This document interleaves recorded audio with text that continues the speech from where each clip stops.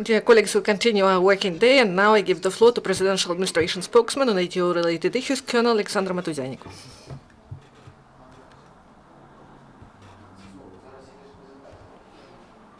Good afternoon, dear journalists. Now the information about the events in ATO area during the last 24 hours.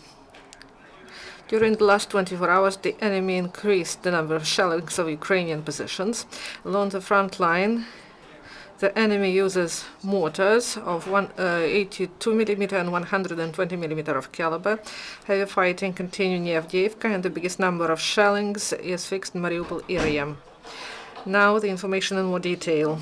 In Lugansk area, there were 4 enemy shellings. All of them were in different places during dark hours. In the Donetsk area, in the evening, at about 7 p.m., there were intensive shellings in Avdiivka production area. Shellings were delivered from the side of Yasenovata. On the whole, military actions lasted here for 7 hours without break. At other parts of front lines, Svetrodolska, Balch, and Gorlovka, there were several enemy shellings, but on the whole, the situation is more calm. And in the region of Donetsk airport, it was calm. During the last 24 hours in the Donetsk area, there were 7 enemy shellings, and 1 of them with the use of mortar. In Mariupol area, the militants continue systemic and heavy shellings of Ukrainian positions. The hottest areas are Mariinka, Berezove, Pavlopil, and Gnutova. On the whole, in Mariupol area, there were 36 enemy shellings, including 10 mortar shellings.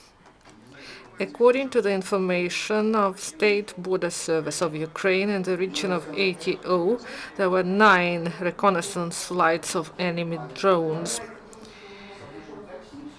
During the last 24 hours, in the result of the military actions, unfortunately, we have losses. 7 Ukrainian servicemen were killed and 9 were wounded. These heavy losses were sustained along the front line. So, Chief Intelligence Department of MOD informs that 8 trucks with mines to 82 and 120 millimeter mortars were brought, and also RPG shells. These were brought to the militants deployed in Yasenovata and Spartak. Also, on the 21st and 22nd of May, through Sverdlov to Rovinky town in Luganshina, 45 fuel tankers were brought, and in Rovinky there is a base of storage of fuel and lubricant materials of so-called Second Army Corps of LPR. Ukrainian law enforcers found a cache of explosives. Officers found 2 45-kilogram carts of TNT blocks in abandoned private house in the region of Velika Novosilka village, Yasenovata region, Donetsk Oblast. And 100 experienced servicemen joined the ranks of the Marines.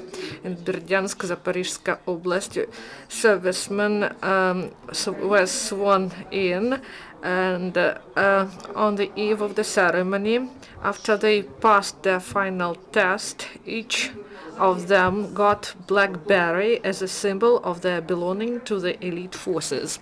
Thank you very much for your attention. Now, questions. Please. Good afternoon, 5th channel. Tell us about the shelling. So we have these losses because of the shellings. Yes, these are shellings, and also some of our servicemen were wounded because of explosive devices. So there are no more questions. Thank you very much. This is the end of press briefing, and the next event at 1 p.m.